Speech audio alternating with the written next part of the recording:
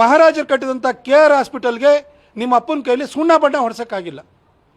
Mysuru medical college ಕಟ್ಟಿ 100 ವರ್ಷ ಆಯಿತು, ಅದಕ್ಕೆ ಶತಮಾನೋತ್ಸವ ಆಯಿತು. 100 ರೂಪಾಯಿನೂ ಕೊಡಲಿಲ್ಲ ನಿಮ್ಮ ಅಪ್ಪನ ಕೈಲಿ. 100 ವರ್ಷ ತುಂಬಿದ ಕಾಲದಲ್ಲಿ 100 ರೂಪಾಯಿನೂ ಕೊಡೋಕ್ಕಾಗಿಲ್ಲ ನಿಮ್ಮ ಅಪ್ಪನ ಕೈಯಲ್ಲಿ. ಆ KR ಹಾಸ್ಪಿಟಲ್ ಇದು ದುಸ್ಥಿತಿಗೆ ಹೋಗಿದೆ ಇವತ್ತು.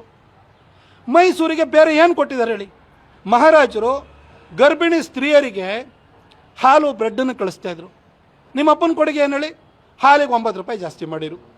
ಮಹಾರಾಜರು ಯಾರು ತೀರ್ಕೊಂಡ್ರೆ ಅವ್ರ ಕ್ಷೇತ್ರದಲ್ಲಿ, ಅವರ ಸಂಸ್ಥಾನದಲ್ಲಿ, ಅವ್ರನ್ನ ಅಂತ್ಯ ಸಂಸ್ಕಾರ ಮಾಡಬೇಕು ಅಂತಂದರೆ, ಅವ್ರನ್ನ ಗೌರವಯುತವಾಗಿ ಅಂತ್ಯ ಸಂಸ್ಕಾರ ಮಾಡಬೇಕು ಅಂತೇಳಿ ಸುಸಜ್ಜಿತವಾದಂಥ ಶವಾಗಾರಗಳನ್ನು ಕಟ್ಟಿದರು.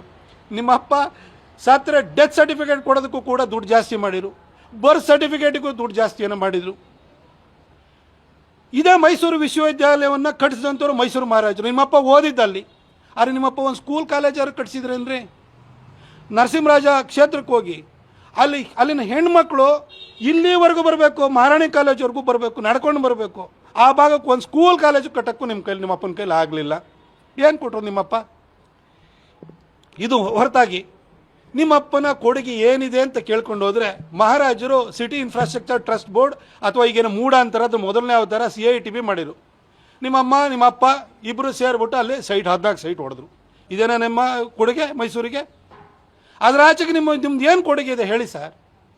ಏನೂ ಕೊಡುಗೆ ಇಲ್ಲ. ಆಮೇಲೆ ಇಡೀ ರಾಜ್ಯಾದ್ಯಂತ ಅದು ಮುದ್ರಾಂಕ ಬೆಲೆ ಜಾಸ್ತಿ ಮಾಡಿದ್ದು, ಹಾಗೆ ಪಾಣಿ ಪಟ್ಟೆ ತೊಗೊಳ್ಬೇಕು ಅಂದರೆ ಅದ್ರ ಬೆಲೆ ಜಾಸ್ತಿ ಮಾಡಿದ್ದು, ಕರೆಂಟ್ ಬಿಲ್ಲನ್ನು ಜಾಸ್ತಿ ಮಾಡಿದ್ದು, ಆಶಾ ಕಾರ್ಯಕರ್ತರಿಗೆ 10,000 ರೂಪಾಯಿ ಕೊಡ್ತೀನಿ ಅಂತ ಹೇಳ್ಬಿಟ್ಟು ಟೋಪಿ ಹಾಕಿದ್ದು, ಅಂಗನವಾಡಿ ಆಯಾಗಳಿಗೆ 10,000 ರೂಪಾಯಿ ಕೊಡ್ತೀನಿ ಅಂತಾರೆ, ಅವರಿಗೂ ನಾಮ ಎಳೆದಿದ್ದು, ಈ ಸರ್ಕಾರಿ ಉದ್ಯೋಗಿಗಳಿಗೆ ಓಲ್ಡ್ ಪೆನ್ಷನ್ ಸ್ಕೀಮನ್ನು ತೊಗೊಂಬರ್ತೀನಿ ಅಂತ ಹೇಳ್ಬಿಟ್ಟು ಅದನ್ನು ಕೂಡ ಟೋಪಿ ಹಾಕಿದ್ದು. ಇವತ್ತವರೆಗೂ ಕೂಡ ಓಲ್ಡ್ ಪೆನ್ಷನ್ ಸ್ಕೀಮು ಅದ್ರ ಬಗ್ಗೆ ಮಾತೇ ಇಲ್ಲ. ಅದನ್ನು ಕೂಡ ಟೋಪಿ ಹಾಕಿದರು, ಏನೂ ಮಾಡಲಿಲ್ಲ. ಇಡೀ ರಾಜ್ಯಾದ್ಯಂತ ಬಸ್ ಚಾರ್ಜ್ ಜಾಸ್ತಿ, ಅದೇ ರೀತಿಯಲ್ಲಿ ಸ್ಕೂಲು ಕಾಲೇಜುಗಳ ಫೀಸು, ಅದು ಗೌರ್ಮೆಂಟ್ ಕಾಲೇಜುಗಳದ್ದು ಫೀಸು ಅದೊಂದು 20% ಜಾಸ್ತಿ ಮಾಡಿರು. ಇದೇ ನಿಮ್ಮಪ್ಪ ಮಾಡಿರೋಂಥದ್ದು. ಅದು ಬಿಟ್ಟು ಜನರ ಜೀವನವನ್ನು ಬದಲಾವಣೆ ಮಾಡಲಿಕ್ಕೆ ಅವರು ಬೆಳಕಾಗುವಂಥ ಯಾವ ಕೆಲಸ ಮಾಡಿರು? ನಾಲ್ವಡಿ ಕೃಷ್ಣರಾಜ ಒಡೆಯರು ನಾಡನ್ನು ಬೆಳಗಲಿಕ್ಕೆ, ಜನರ ಜೀವನದಲ್ಲಿ ಬೆಳಕಾಗುವಂಥ ಕೆಲಸವನ್ನು ಮಾಡಿದರೆ, ನಿಮ್ಮಪ್ಪ ಕತ್ಲು ಮಾಡುವಂಥ ಎಲ್ಲ ಕೆಲಸವನ್ನು ಮಾಡ್ತಿದ್ದಾರೆ. ಇದೊಂಥರ ನಿಮ್ಮಪ್ಪ ನಾಲ್ವಡಿ ಕೃಷ್ಣರಾಜ ಒಡೆಯರಿಗಿಂತ ದೊಡ್ಡ ಮನುಷ್ಯ ಅಂತ ನೀವು ಹೇಳ್ಕೊಳ್ಳೋದು ಹೆಂಗಿದೆ ಅಂತಂದರೆ, ಯಾರೋ ಒಬ್ಬ ಶುದ್ಧ ಕುಡಿಯುವ ನೀರಿನ ಘಟಕ ಅಥವಾ RO ಪ್ಲಾಂಟ್ ಮಾಡಿಬಿಟ್ಟು ಕನ್ನಂಬಾಡಿ ಕಟ್ಟೆಗಿಂತವನಿಗಿಂತ ದೊಡ್ಡವನು ಅಂತ ಹೇಳ್ದಂಗೆ ಆಗುತ್ತೆ. ಯತೀಂದ್ರ ಅವರೇ, ಈ ಥರ ಆಭಾಸದ ಮಾತುಗಳನ್ನ ಆಡ್ತಾಯಿದ್ದೀರಿ. ಇವತ್ತು ಈ ರಾಜ್ಯದಲ್ಲಿ ಎಂತಹ ಮನಸ್ಥಿತಿ ಇರುವಂತಹ ವ್ಯಕ್ತಿ ಆಳ್ವಿಕೆಯನ್ನು ನಡೆಸ್ತಾ ಇದ್ದಾರೆ ಅನ್ನೋದು ಯತೀಂದ್ರ ಅವರ ಮಾತುಗಳಲ್ಲಿ ಭಾಳ ಸ್ಪಷ್ಟವಾಗುತ್ತೆ. ಯತೀಂದ್ರ, ನಿಮಗೆ ಭಾಳ ಚೆನ್ನಾಗಿ ಗೊತ್ತಿರೋದು ಏನು ಅಂತಂದರೆ, ಟ್ರಾನ್ಸ್ಫರ್ ಲಿಸ್ಟ್ ಕೊಟ್ಟು ಅಪ್ಪ ಅಂತ ಮೀಡಿಯಾದವರಲ್ಲಿ ಇದ್ದಾರೆ ಅಂತ ಗೊತ್ತಿಲ್ಲದಲೇ ಅಲ್ಲಿ ಅಪ್ಪ ನಾನು ಕೊಡಿಸಿರೋ ಲಿಸ್ಟನ್ನು ಟ್ರಾನ್ಸ್ಫರ್ ಮಾಡು ಅಂತ ಹೇಳ್ತಿರಲ್ಲ, ಇದೆಷ್ಟೇ ನಿಮ್ಮ ಸಾಧನೆ.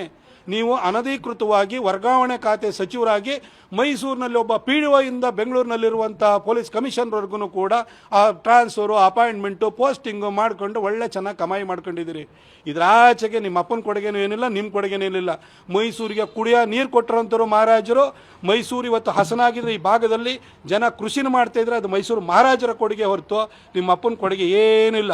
ಪಕ್ಕದಲ್ಲಿ ಮಹದೇವಪ್ಪನವ್ರನ್ನ ಇಟ್ಕೊಂಡ್ಬಿಟ್ಟು DPR ಮಾಡಿದ್ದು ನಾವು ಕಾಸೇ ಕೊಡಲಿಲ್ಲ, ಯೋಜನೆನೂ ಬರಲಿಲ್ಲ, ಏನೂ ಇಲ್ಲ. ಈ ಥರ ಒಬ್ಬರು ಪಕ್ಕದಲ್ಲಿ ಒಂದು ರೀತಿಯಲ್ಲಿ ಹೊಗಳಭಟ್ಟರನ್ನ ಇಟ್ಕೊಂಡ್ಬಿಟ್ಟು ನಿಮ್ಮಪ್ಪ ಊರು ತುಂಬ ಬೈರವ್ರ ಬಗ್ಗೆ ಉಡಾಫೆ ಮಾತಾಡಿಕೊಂಡು ಅಡ್ಡಾಡೋದು ಬಿಟ್ಟರೆ ನಿಮ್ಮಪ್ಪನ ಕೊಡುಗೆ ಏನಿದೆ? ಒಂದಾನೊಂದು ಕಾಲದಲ್ಲಿ ವರುಣ ನಾಲೆನ ಮಾಡಿದ್ರು ಅನ್ನೋದು ಬಿಟ್ಟರೆ, ಈ ಕಳೆದ 7.5 ವರ್ಷ ಅವರ ಮುಖ್ಯಮಂತ್ರಿಯಾಗಿ ಮೈಸೂರಿಗೆ, ಈ ರಾಜ್ಯಕ್ಕೆ ಅವ್ರು ಕೊಟ್ಟಿರೋ ಕೊಡುಗೆ ಏನೂ ಇಲ್ಲ, ಬರೀ ಸಾಲದ ಹೊರೆ ಅಷ್ಟೇ.